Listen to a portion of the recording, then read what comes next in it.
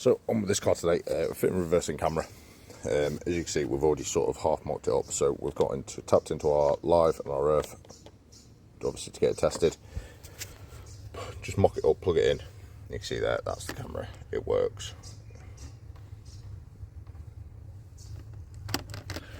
So how we got to this point is remove this cover, just two clips there, pop it down.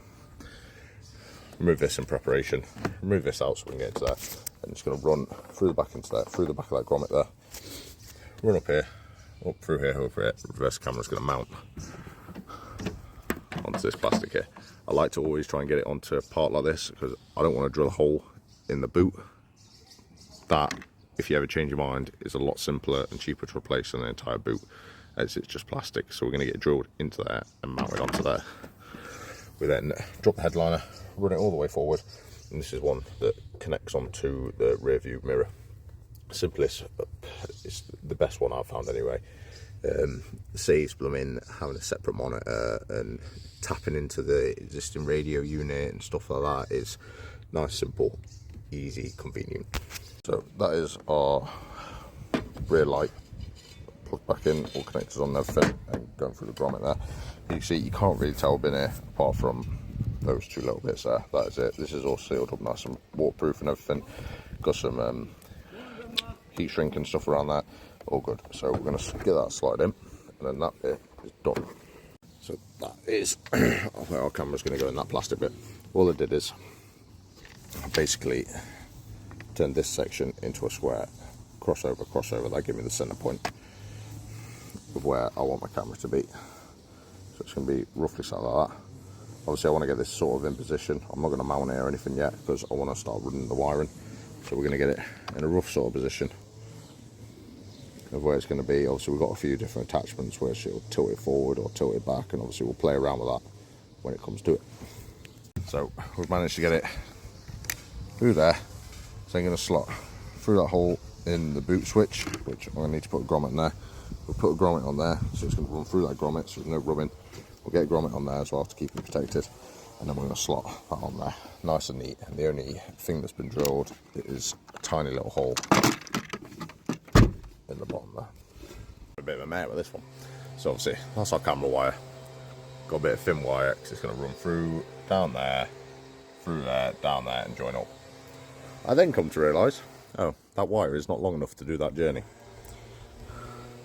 That I would be able to, but I can't get that block connector to go through that rubber, and then it means they would join about here, so I can't actually connect the two together.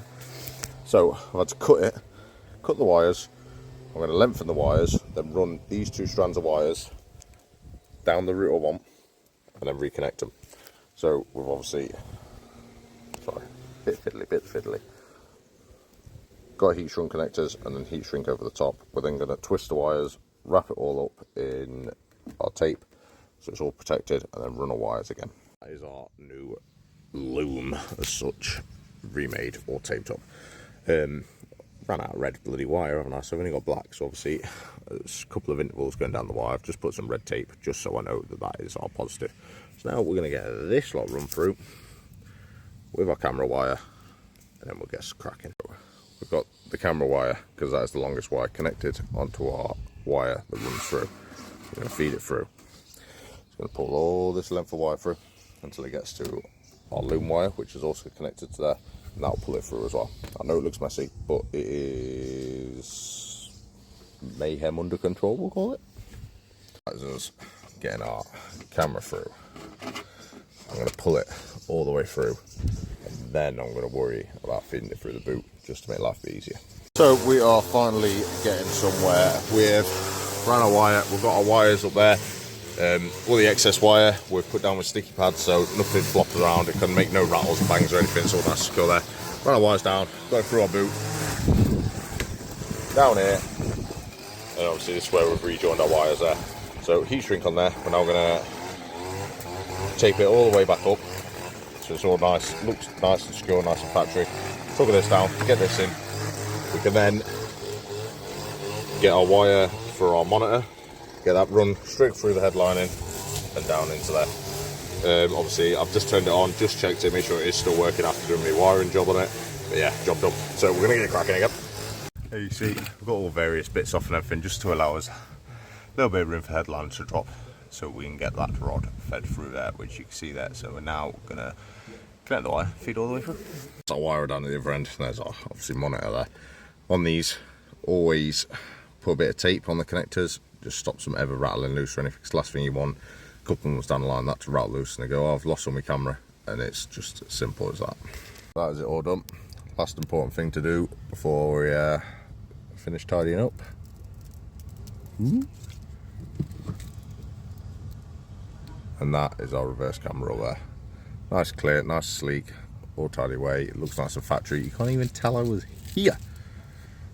Yeah, job done. And obviously that is where it sits. There. Nice sleek, can't even tell. Can't even get my freaking number plate holder on. Let's take a photo.